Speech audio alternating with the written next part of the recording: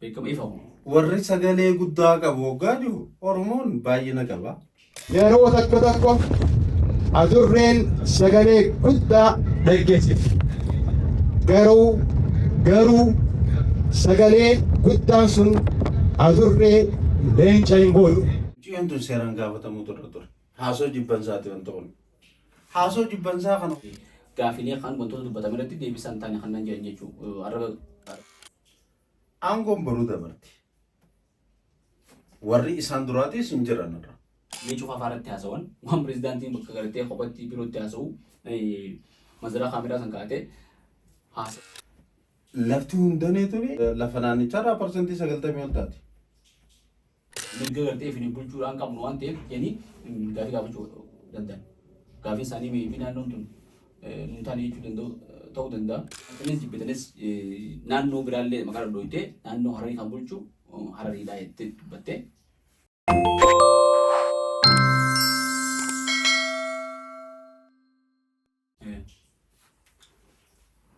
Kabajamtoota daawwattoota keenya akka jirtan nagaa fayyaadhaa kun barkoo miidiyaadha. Barkoo miidiyaa keessanii miidiyaa keessan kana laayik, sheer, sabskiraayib godhaa isin jenna.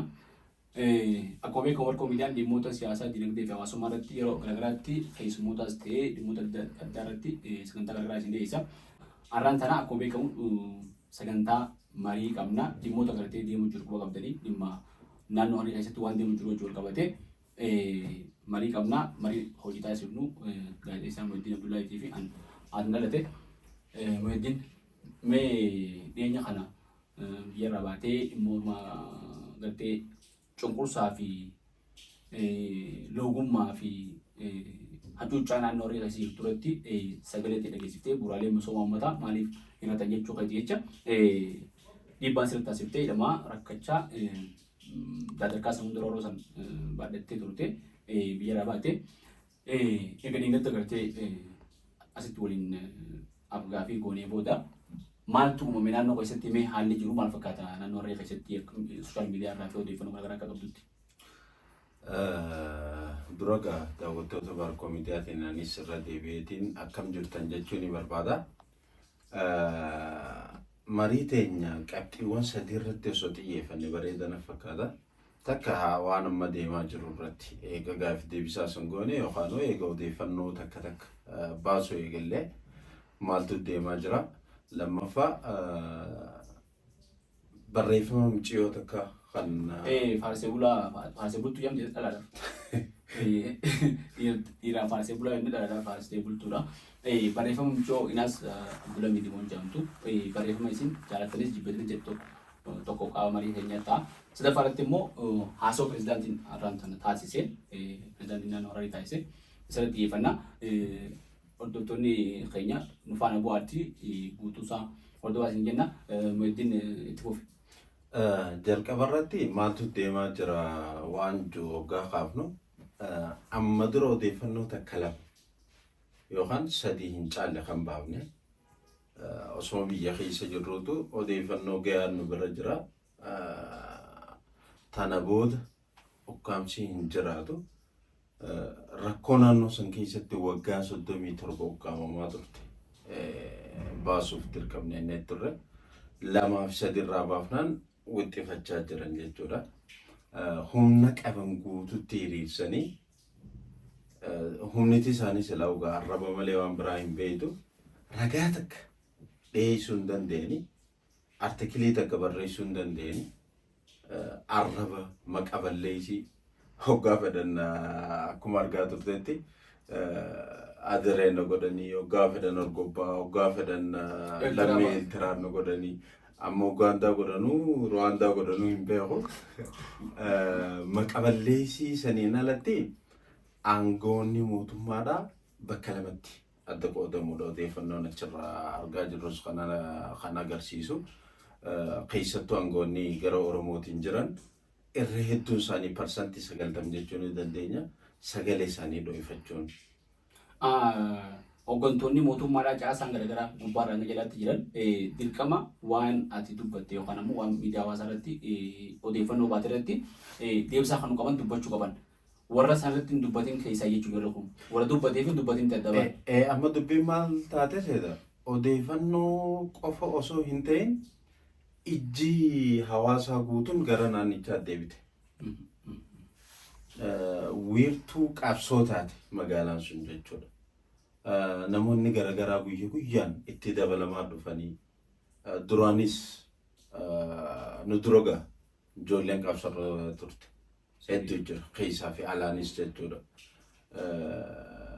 Itti dabalamuun keenya humnuma taate malee qabsoo duraan jirtu. Qabsoo duraan jirtu tun hoggaa imalmaanaa oowwitee even miseensota paartii badhaadhinaa dabalachaa dhufte. Baaraga guddaadha keessatti uume jechuudha. Baaraga guddaa kana hoggaa keessatti uumu akkumaan jalqaba jeetti sirna apartheidiiti magaalaa san keessa kan jiru. Namoota 2-3 4 hin caalleetu aangoo guutuu dhuunfatee gubbarraa gabbulchee jechuudha. Caasaan kan simbooliidhaaf ta'anii warra ammaas mataa qaqqabatee faayidaa isaanii qofarraa tuqamuu baannaan hin dubbanneetu duraanuu guuramee ture jechuudha. Hagarii kaadooddii qabuus baasee hin dubbatu waan irra ga'e waan beeku jechuudha. Warreen asiin dura warreen baasanii dubbachaa turan rakkoo uummata kaabinee naannoo irra turan qofee yoo maqaa dhoofne warra akka Qeeroo Muraashaamee fa'aa jira, Dooktar Ibsaa Muusaa fa'aa jira, Hamzaa fa'aa jira, waajjira paartii keessatti sadarkaa guddaarra kan turan ijoollee akka Shaadalii tanaa waan isaan irra ga'an waan beekaniif jecha laalaa liqimsaa turan jechuudha. Sochiin uummata amma dhufte tun warra dura laalaa liqimsaa tures warra wanti tun hammaachaa deemu jirti jee ummatuma sodaates walumaa galattu kaabinee gara Oromootiin jiran keessatti sagalee saayilent godhe jechuudha. Sagalee qabee pirezidaantiin ammaanis yeroo na cinaa dhaabbachuu qabdanitti namni arra bira dhaabbanne nama xiyyaa miti akka jirti. Wanti ajaa'ibsiisu ta'u itti gaafatamaan waajjira pirezidaantii irra bilbilee tokkoon ati hin dubbanne ati feesbuukii irratti hin maxxansine ati weeddiin na baarree ati haatami na baarree. Galcha biraa qabdaa ta'e jechuudha. Abaluu na baarree abaluu arrabsitee poostiin goona jeeti itti gaafatamaan waajjira pirezidaantii dubbii ijoolleeti barootee naannoo san jiru. Naannoo jechuun hin danda'amu. Even afooshaan takka keessatti wal diddaan hoggaa uumamte wanti akka achitti uumamu sun hin uumamu. Guututti humna qaban gara feesbuukii fidaniiti difeendi godhuu isaaniiti ragaa firra bahaa dhufan jechuudha. Maal si agarsiisa wanti takka ragaa qabatamaan irra dhiyaate yoo namni sun ragaa waan san fashaleessu dhiheessuu baate ifee irrattu ragaa boo jira mirkaneessu jira. Tanaaf arraba qofarratti xiyyeeffatanii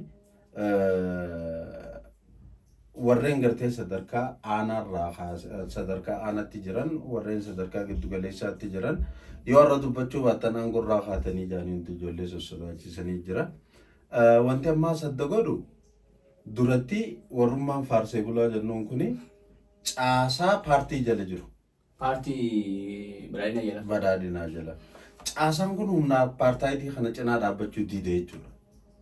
Wanni kun waan dhugaati namoota duraan gartee waan kana keessatti naannoo irratti kan faarsee bulaa ta'ee beekaman hogganaan Facebook isaanii irratti waanuma nagayaa pirezidaantii faarsii yoo taate malee gaafilee kan wantoota dubbataman irratti deebisaan taane kan nan jedhan jechuudha. Arabsaan jiran. Kun garaagarummaa uume jechuudha. Inni biraa ijoollee arrabaa fi maarreen fi jirtan guutuu yoo ilaalte Facebookiin isaanii eega banam guyyaa 2-3-4 hundi isaanii haare. Caasaa duraanii san ajajuu waan hin dandeenyeef paartii jala bula waan ta'eef jecha tarii paartiirraa bilook godhuunis ajandicha jiraachuu danda'a. San iddoo keessa seenuun barbaadu garuutu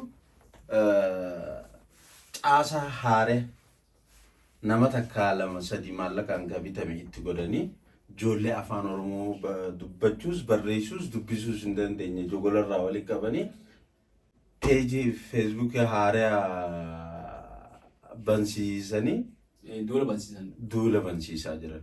Gaabii uummata waan akkanaatiin ukkaamsa jedhanii yaada uummatummaan isaatu maraatudha. Fayya qabaniis jechisiisa jarri sun. Maaliif bifa durii miti gaaficha keessa jiru. Keessaa alaan bakka takkaadha wanti ilaa hangaarraa ukkaamamaa ture itti dho'aa jira. Mee fakkeenyaaf gaafiilee kan keessaa gaafiin walqixxummaadha gaafii takka. Walqixxummaa kun jettu lammiin biyya takka mirga filuu filatamu walqixa qaba.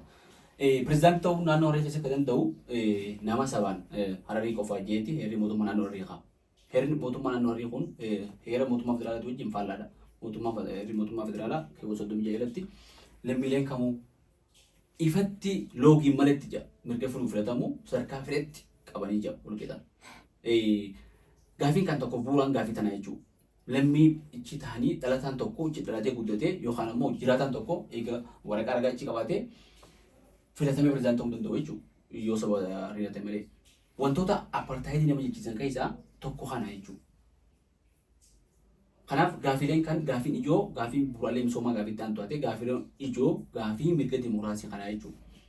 Mee gaafii irratti silaa ilaalchi isaan qaban wanti isaan deebisuu jiran maali? Waliin kan si gaafadhuuf boodollee itti deebina barruu micoon takka barreessitee jira Facebook irratti. Barruun sun waan kana wajjin waan wal qabatu na fakkaata.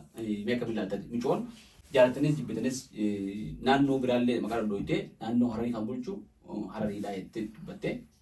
Nuti ammoo obboleeyyan keenya Oromootiif akkanatti wajjin bulchuu jira. Qonnee fi wajjin bulchuu jira jettee raamata isaaniitiin tola isaaniitiin jechuudha. Wanni kun dhuguma lafa jirtu moo isin jettu kun maali? Mucayyoo yaada isiitii miti akka dubbate. Guutumattuu yaada isiitii miti. Yaada hooggansaati. Yaada hooggansaa qofa osoo hin ta'in heera mootummaa naannoo sanii dubbatte mucayyoon. Heerri mootummaa naannoo sanii pirezidaantii namni biraa ta'uu hin danda'u. Saba Hararii malee namni biraa pirezidaantii ta'uu hin danda'u jee murteessee jira. Jaalattanis jibbitanis pirezidaantiin Harariidhaa ka jette mucayyoon heera mootummaa dubbatte. Maali wanti dabalata isin itti dabalte barreeffama isa duraa irratti jalqabumaa warra nu wajji nyaatee deebi'ee boolla nu qotu. Boolla nu qotu. Dhumarratti ammas barreeffama irratti waan jette biyya tana abbootiin keenya waggaa 100 dura waggaa 100 dura nu dhaamanii amanaa nu kennanii amanaa san galmaan keenya jetti. Dabalataan ammas fedhinnaadhaan aangoo qoonneef malee naannoon teenya jetti. Heera mootummaa irratti akkas jechuu baatullee heerri mootummaadhaa dhimma pirezidaantii murteessee jira. Hawaasa dhibbeentaa 56 ol ta'e daataaniin ammaan tana dheehisuu jiru kun kan waggaa 25 duraati. Ammaan tana magaalaa Harar parsantii 80 jechuun ni dandeessi tilmaamaan jechuudha. Hawaasa Oromooti. Magaalaanis baadiyyaanis. Hawaasa sadarkaa kana jiru fedhinnaan aangoo qoonneef jechuun tuffiidha yakka. Mucayyoon tun seeraan gaafatamuu ture. Haasoo jibbansaati waan ta'uun. Haasoo jibbansaa kana hooggansa keessa waan jiruuf. Boodettiin dhufe pirezidaantiin mataan isaa waan ibsuuf jecha haasoo jibbinsaa kana mucayyoon seeraan hin gaafatamtu jechuudha. Jalqaba irratti jaalatanis jibbitanis jechuun maal jechuudha? Wanni haasoo jibbinsaa ta'uu nama agarsiisu. Jaalatanis jibbitanis jechuun waan boortaati. Akkana jechuun humnaanii tola keenyaan aangoo isin yoo kanneen malee humaa fituu hin dandeessan akka waan jechuuti. Mirga qabdanii jechuudha. Jettee hubar. Jala barreessitee jirti. San qofaan miti waan isin jette keessaa jalqaba irratti uummata Harariiti jettee edit goote lama deebite. Eega iyyansi. Iyyansi guddatee namni akka dawwalee nama itti bilbilee akka gartee edit gootu goosee jechuudha. Garuu edit gootee jijjiiramni dhufe maaltu jira? Jijjiiramni fiddees hin jiru. Waliin bulchina jecha jiru tokko qofa itti hidhaate. Waliin bulchinaan suni qabatamaan dhugaan lafanii jiraayis haalaallu.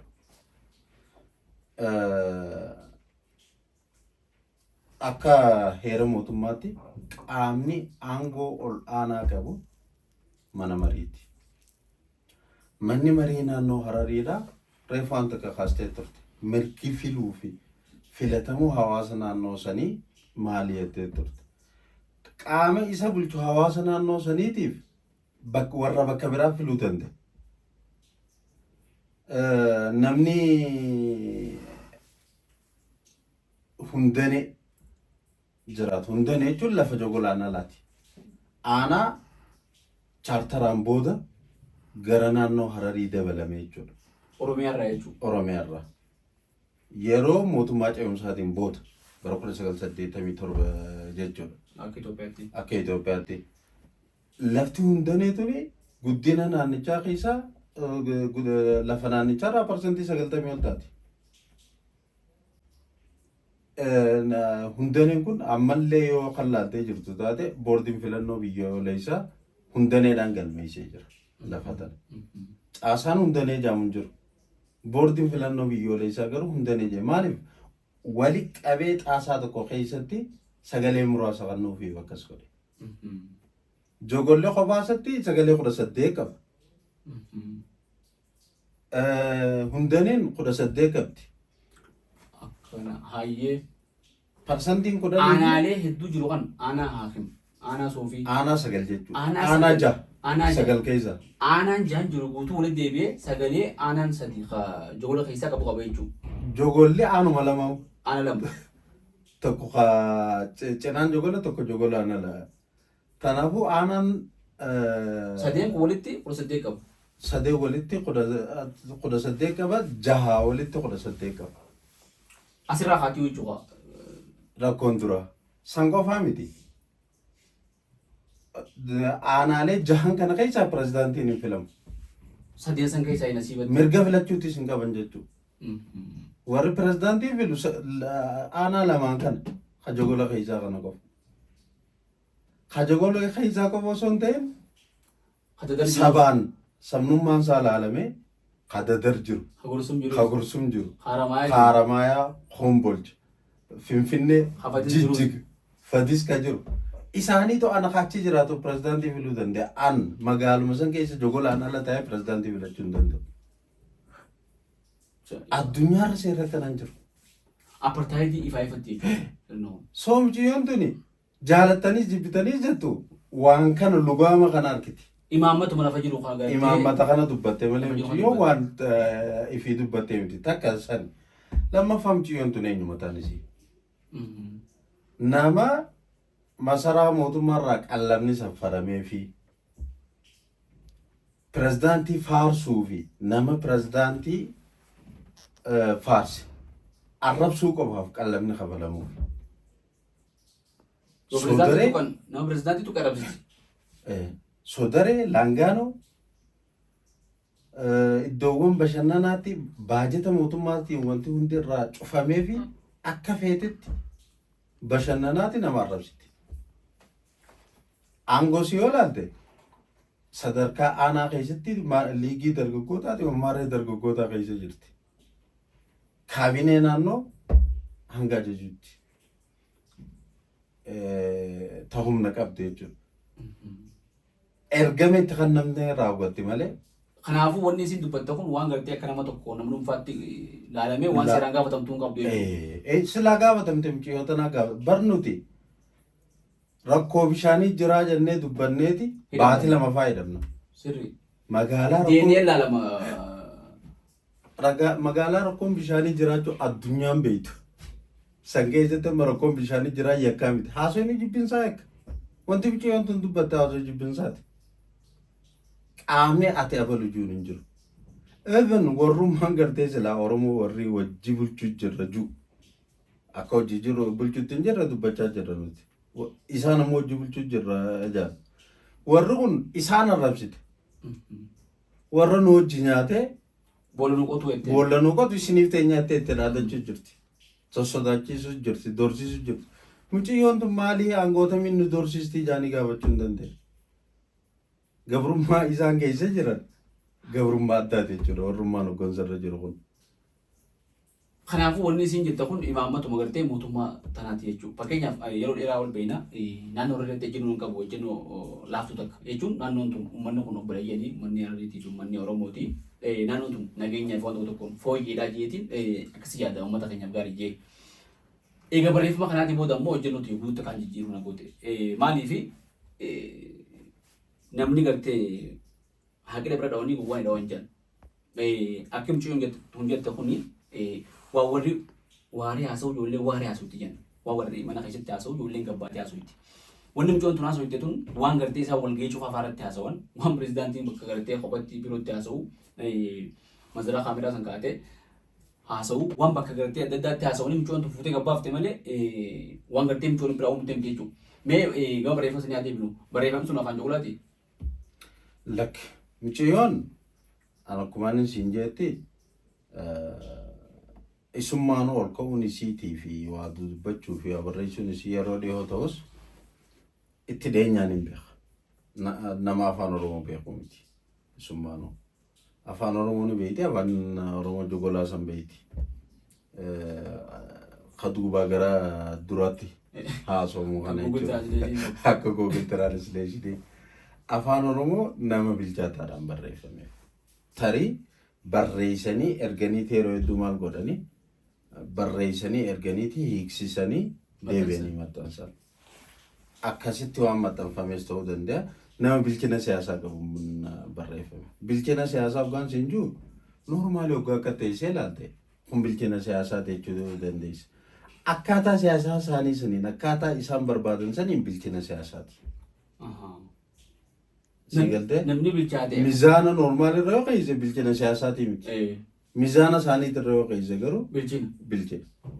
Tanaaf barreeffama michiyyoo osoo hin ta'in qaama hoggansaa qaama gubbaatiin ajajni itti kanname ergamni itti kanname barreeffamni illee qophaa'ee waan itti wanta ta'e na fakkaatan. Ifa jechuun barreeffama san booda reaakshiin uummataa akkuma agartutti miidiyaa hawaasaa irratti namoonni duraan gartee ilaalcha. Isaan cinaa dhaabbachaa ture. Isaan cinaa dhaabbachaa ture namni ilaalcha lallaafaa ture. Amma kaabinee keessatti namoota hedduutu wal mormaa oolee dhageenya laantana. Wanni kun akkamii jedhanii namoonni maal jechuudha michoon jedhanii namoonni hedduun namoonni quuqama keessa qaban dubbachuu dadhaban illee kaasan jedhanii. Anyways, wanni akkanaa kun jibbansa saba Hararii fi Oromoo gidduutti uumamte miidhaan namni irra gahu beekamaadha jechuudha. Saba kana lamaan gidduutti ibidda tufuu jirti jechuudha michoon tun. Michoon ergamteeti afaan mootummaa taatee dubbachuu jirti jechuudha. Namoonni kun ammoo aangoo isaaniiti jecha saba jala seenan. Mee gama biratti adda barru. As keessaa osoo hin baane wanti bari yeroo hundeetti wayiwaa rabbii jaate aangoo teessan hin tursina. Obbolummaa saba lamaan kanaatti caala. Obbolummaan saba lamaan kanaa uffata uffachuudhaan hin ibsamtu. Uffanni waan takka ta'uu danda'a.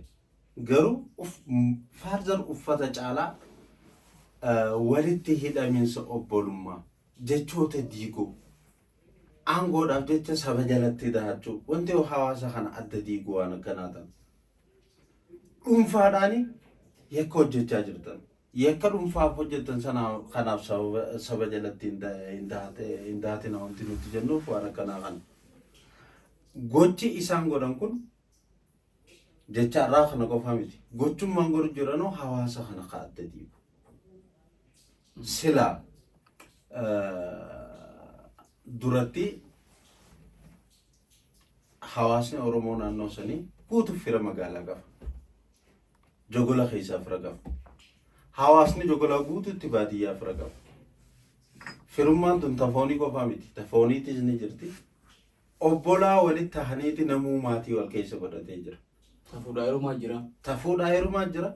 Kanummaan fuudhaaf heerumaan qabne sunu obboleessanaa ta'e obboleessaan sii taatti. Beekama. Fira walii ta'anii obboleessa ta'anii hawaasa hojii jiraatu.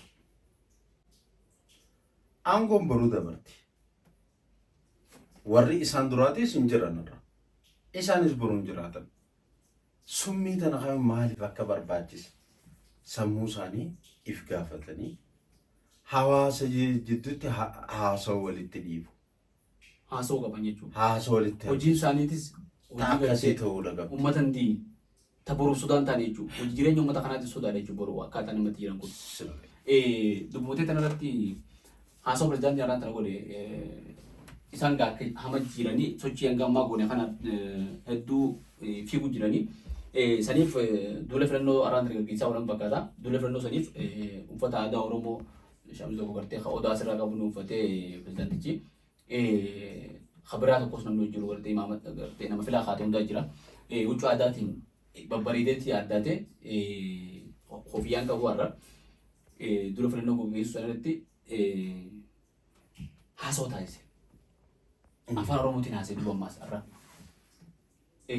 Afaan Oromoo kan inni haasee kun gaa barreeffamni afaan biraati kan inni haasee afaan biraati. Laallee deebinu. barreeffama mee guutaa viidiyoo sana ilaalee hojii. Namoonni tokko tokko nageenya keenya diiguuf yaalan.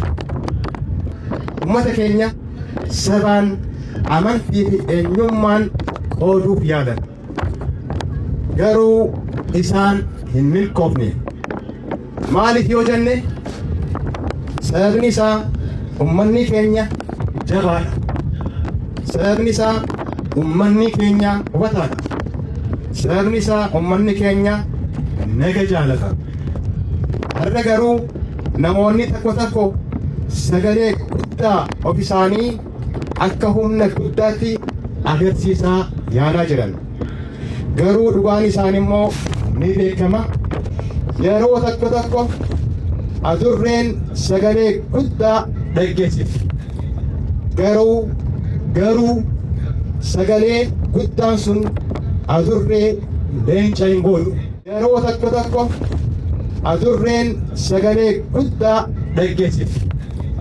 Garuu sagalee guddaan sun adurree leenca hin booyu. Sagaleen guddaan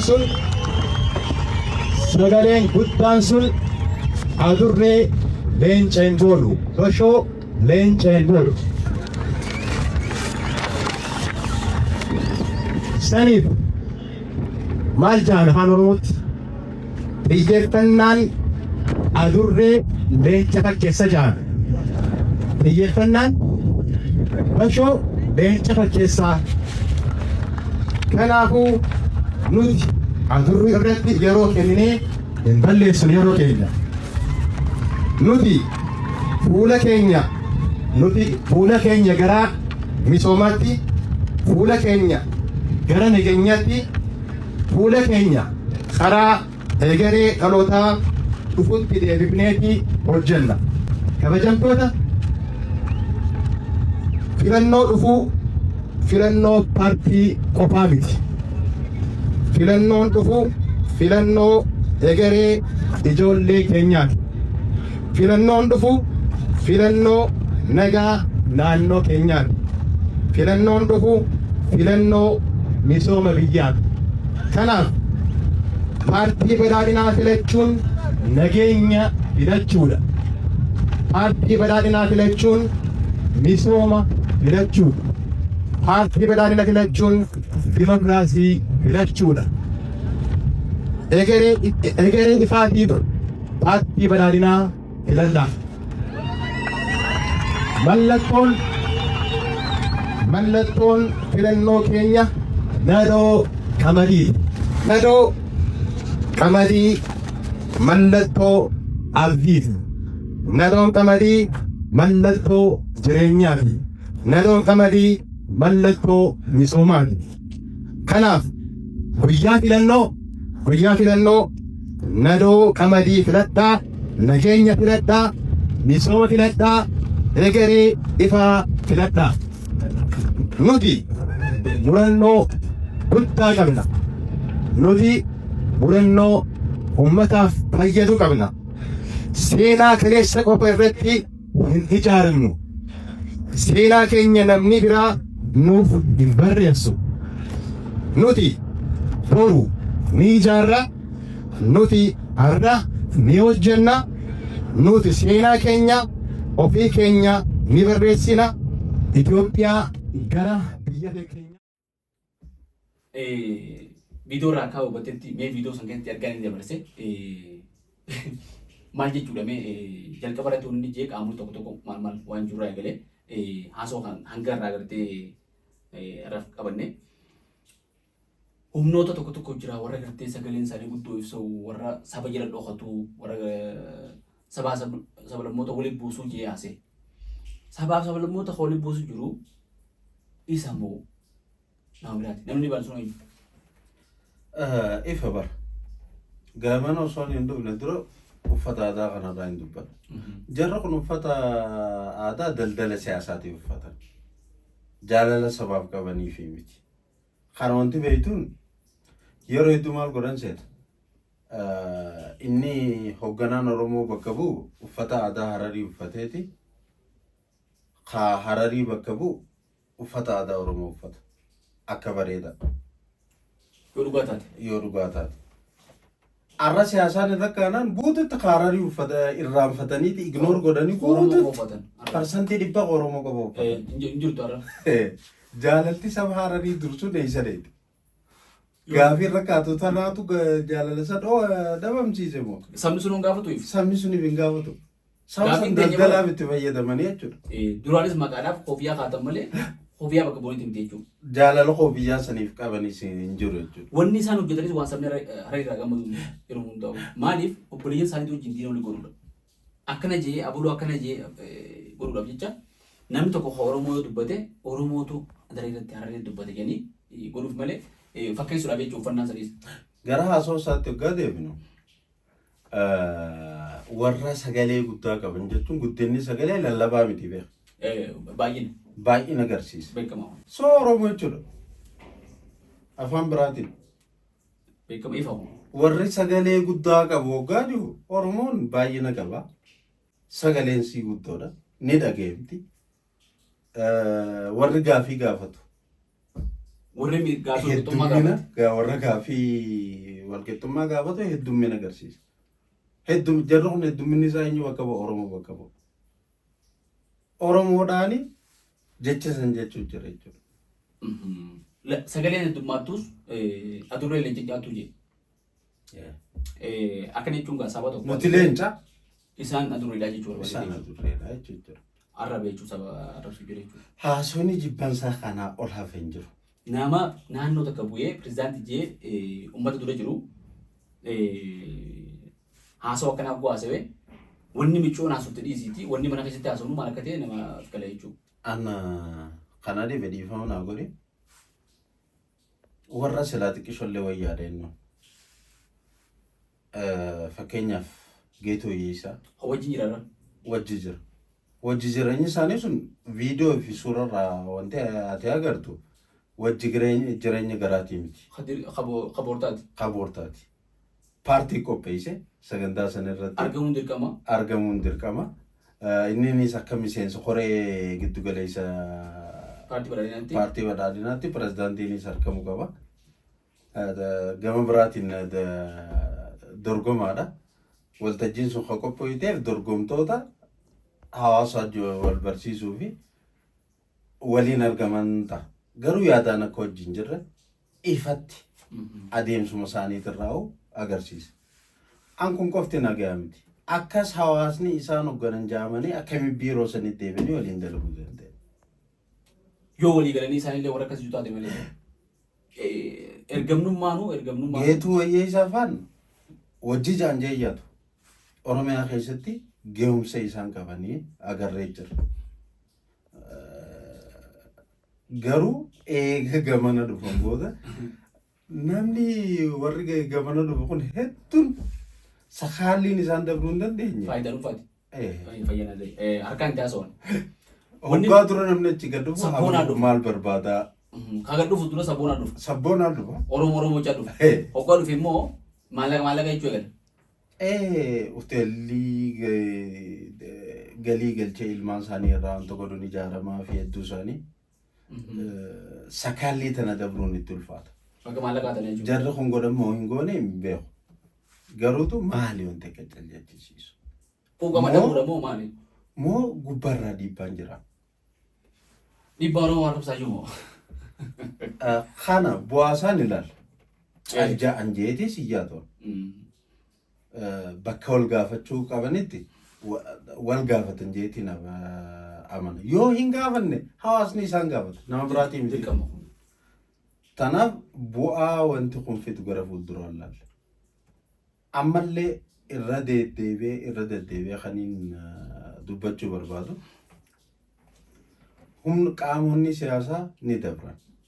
Uummanni lamaan ammoo. Uummanni lamaan waliin jiraata. Wal xiqqeessuun. Even uummataa miti. Warrummaan siyaasaa jaalannuu jibbinuu akka nama saba bakka bu'etti reprezentiif godhanii taasisu waan ta'eef jecha isaan lamaan jidduutti wal diddaan jiraachuu danda'a. Wal diddaa san bifa akkanaa kanaan hin ibsamu. wal dhibbaan siyaasaa wajji jiru uummata tokko adurree gootee uummata tokko leenca gootee ibsita. Uummata dhiisii irra walumaa'u naaf jedhamee wal dinne ati leenca if goote ana adurree goote. Kun jibba malee kun yaada wal dhabuu miti. Tanaaf jechoota siyaasaa itti fayyadaman eega nuti qaama siyaasaati aangoon hireedhaanis harka dhufuu dandeessi. Gaaf tokko sarka kutuu dandeessi. Sarka kutuu. Amma kuttee jirtuu na fakkaatti sarka waan jirtu wanti fakkaattu maaliif jecha kana nu jiru nama gartee qarreera jiru qagartee deemuu isaa beekateetu dhaammatee na fakkaata. Dandeettiin isaatis hangasuma baay'ee. Namuu hanga danda'u. Waan beeku dubbata akka beeku dubbata. Wanta kan jechuun barbaade ammaas. Ordiin kan jedhee kan dubbise malee habarreessee kan biraan na fakkaatti. Moonii kaniif. Maayimaanis tokko fa'aa fakkeenyaaf maayimaanis inni tokko adurreen xiyyeeffattee jee inni tokko afaan Oromoo haaraa kana keessatti waan haaraya maayimaanis akkasii fa'aa nuuf fideef yoo akkas taate yoo inni gartee afaan Amaaraa. Namni fi barreessu yoo jiraate makmaaksa akkasii hin fidu makmaaksa Oromoo ni beeka namni afaan Oromoo beekee san barreessu. Trendiin achi jiru tokko maali? Warra barreessuuf illee ni beekna abalu jennee ammaan tana gaa'in dubbannu miidiyaa irra jirra waan ta'eef warri barreessuuf suni barreessaniiti dura isaa kannan nama afaan Oromoo beeku biratti erga namni afaan Oromoo beeku sun hiikee ergaaf yeroon akkasitti afaan Oromootiin innummaan waa dubbatuu fi waa maxxansu yeroo siyaasaan itti oogute qofa waan ta'eef jecha waa yeroo itti baramee miti. Gaafiin yeroo itti qaate. Gaaf tokkos gaafa ijoolleen reefu juutan irratti tulus. Afaan Oromoo barreesse. Afaan Oromootiin barreesse. Ibsa miidiyaa hundaa kana tokko jira gaaf tokkos Dr. Ibsaa Faadaa wajjin gaafa wal bu'uun takkaas. Gaafa san. Gaazexaa Bariisaati TV hinaafne miidiyaan. Halkan sa'a afuritti. Amaaraa mas miidiyaa hundaaf. Halkan sa'a afuritti oduun sun gaatee jedhamte. Arjantii jechuudha. Arjantii guyyaa lama osoo hafuufi osoo hooggantoonni gurguddoon hin dhaga'in. Miidiyaa irra dhagahan. Nuti dhageenye dura nu dhaga'e. Akka carraa ta'ee biiroon ture dawwalame warri wajji jirru irratti dawwalame kaafame bilbila kaasanii warra gartee Oromoo iyyisiisuu danda'utu aangorraa ka'uu deema. Isinis qophii barbaachisu godha. Ijoolleen isin keessaa cinaa dhaabbattullee yoo jiraatte waa poostu gootee yoo jiraatte if dura akeekkachiisa. Jaani waan san nama gartee hoggaa sanirra bilbilame. Yoo yeroo sanitti waan kana kan inni dubbanne nama sanirra miidhaa gahu. Ciitoo odeeffannoo dabarsee kan jaamee miidhaa gahu waan beeknuuf hin dubbanne jechuudha. Qophiin gahaan godhamteeti. Oduun erga deeggarsa uummataa qaba jedhanii waan yaadaniif jecha deeggarsa uummataa san akkamitti ukkaamsinaa qophiin gahaan godhamtee warra hidhuun barbaachisuuf dura hidhanii salaabbicha san tokkicha san hidhan irra hojii ture bara. Warra inni dubbata jedhanii fuudhanii hidhanii miidiyaa hunda bakka takka argan jechuudha. Hariiroon naannoon sun miidiyaa wajji qabdu fooyya'aa naannolee Itoophiyaa hundarra. Humna maallaqaati waan ta'eef jecha. miidiyaa hundi dalagaa. Misooma uummataa dalagaa waan hin qabneef. Miidiyaadhaaf misooma isaan. Miidiyaadha deeggartaas kaasnee ture. Faarsee bulaa fi miidiyaa. Ramaddiin maalee guddaan kan abbaa. Iziyaan Hararii maas miidiyaa caalaa waa'ee Hararii isaa dubbata. Isaatti dhiyaatan. Waan ta'an akkasii. Miidiyaalee bituun istiraateejii naannoo sanii keessaa takka. So dhimma oduun taane hunda oduu godhanii miidiyaa oduu godhanii inni lammaffaa oduun irra dabartu edituraaliin laalamteeti miidiyuma feeta irrattu edituraaliin yeroo taa'u jira miidiyaan garii guyyatti gulama qaba ganamaas ni qaba saabotaas ni qaba oduu galgala dabru edituraaliitu murteessa asri irratti jechuun saa kudha takka saa kudhanitti. Halkan oduu guyyaa sanii olaalte halkan za'a sadii cinaa za'a afuritti miidiyaalee fi argamtu. Editoraalallee maallaqaan humna cabsisiisanii miidiyaa irratti oduu dabarsuuti qaban. Maaliif maallaqa guddaadha gallakisan qadabbaasan waan ta'e jecha. Tanaaf dhimmi miidiyaa wajji wal qabatu if danda'ee marii goonee guyyaa biraa akkamitti itti fayyadamaa turan akkamitti sagalee uummataatiin ukkaamsaa jiran waan jiru yeroo biraatti itti deebina. Uummanni keenya mee gabaabsuudhaaf goolabna. Uummanni waan amma deemu jiru kanarra uummanni mee maal gochuu qaba maal gaafachuu qaba uummanni keenya. Ammatti naannoo san keessa ta'anii haalli itti gaafatan ni jira jee hin amanoon. Wanti narra gayaa ture nama hundarra gahuu qabaa jeetiis namoonni. Kana jechuun callisanii haa ta'an jechuudha miti. Tooftaa diriirfachuu. Tokko asii dubbatee tokko achi yoo callise tokkichi dubbatu kun ni nyaadama. Akkuma midhaan dafee ga'e. Shimbirroota nyaatedha. Hiraata dhiyaan shimbirroota akkuma jaamutti tokko lama qofti keessaa dafee yoo ba'e tokko lamaan kanarra miidhaan gahuu danda'a. Tokko lamaan keessaa ba'e kun bahee daayirektii dubbachuu osoo hin ta'in kan isa cinaa jiru hubachiisee walitti heddummaa jiru. Ijoolleen ijaaramuu qabdi. Araddaalee baadiyyaa hunda keessatti ijoolleen ijaaramuu qabdi. If jaaranii waan biraatiif miti marga isaanii gaafachuudha. Marga isaanii qabachiisuu. Manguddoolleen ijaaramtee manguddoon biyyatti nuti akka uummataatti abbaa lafa tanaatti mirga gartee fi bulchuudhaan qabnu waan ta'eef jenii gaafii gaafachuu danda'an. Gaafii isaanii meebii naannoon tun nutaan jechuu danda'u ta'uu danda'a. Sirna caasaa bulchiinsa naannoo jechuun amma wanti isaan waliin dha'u jiran maal isheeti? Naannoon Hararii diigamuun akka sabni Hararii dhumuudhaatti lafa jiran. Sabni Hararii naannoo Harariitiin dura jira. Naannoon Hararii waggaa 37 eega wayyaaniin shiraan jaarta. Eenyu dallee ijaaree eegu ture uummata kana wajjin? Uummatuma Oromootu dallee ta'eef ijaaran. Even karraa fayyadamaa jiru. Uummata Oromooti wal daldalanii. Sabni Hararii naannoon irraa fayyadamaa jiran naannoo Hararii osoo hin ta'in Oromiyaa irraa. Oromiyaa irraa beekama. Investimentiin isaanii harka irra guddaan Oromiyaa keessa jira. Qoy oomishni qonnaa isarraa naannoo Hararii gala. Oromiyaa irraa. Kaanis baadiyyaa naannoo saniitti irra. Wanni tokko wanni haaraan hin jiru. Wanni gartee naannoo Hararii kophatti qabdee qotattee wanti godhatu jiru. Uummatuma kanarraa. Uummata kanarraa nyaachaa uummata kana nyaachuudhaaf warri deemu kun sabaarree bakka hin bu'an. So hawaasni naannoo sanii lakki nuti naannoo buluu hin feenuti. Even araddaa takka taaneeti buluu feenaa jaan marga isaanii. Aanaa hundannee deebi'ee aanaa joolitti deebi'ee akka turaa jiretti deebinee buluu dandeenya jechuudha. Maaliif heera mootummaa faalleessanii gartee caasifamee amma jiru kun heera mootummaa faalleessanii nama tokko saba tokko filachuu dandeessa saba tokko hin deessisanii jaalatanii jibbanii jedhanii dhaaltaniif bayyinachuu qaba jechuudha manni. Kan murteeffatu uummata. Garuu tilmaamuun ni danda'amu. Roorroon itti heddummaatteetu uummata kana isa geessuu danda'a. Uummanni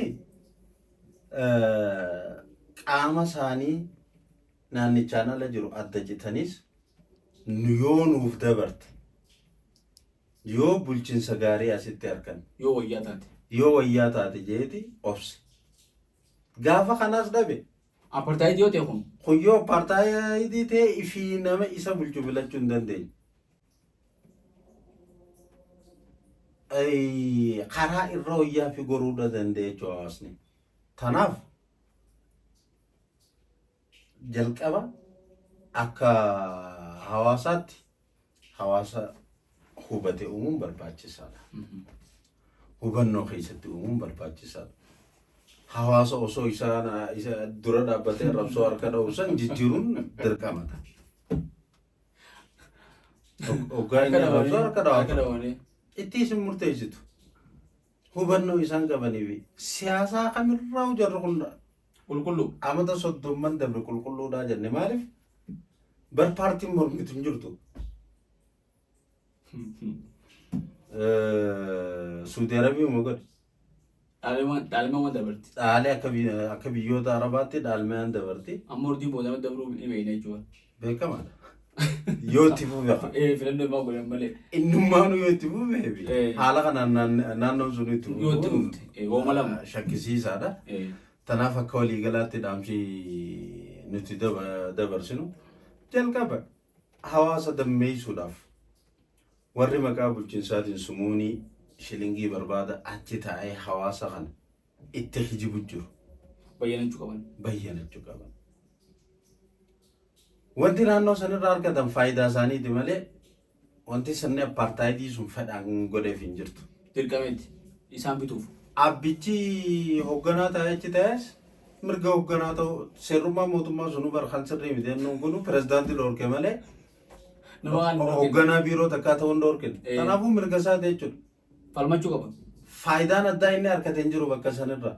Wanti inni sirna apartaayidiitiif buluuf hin jiru.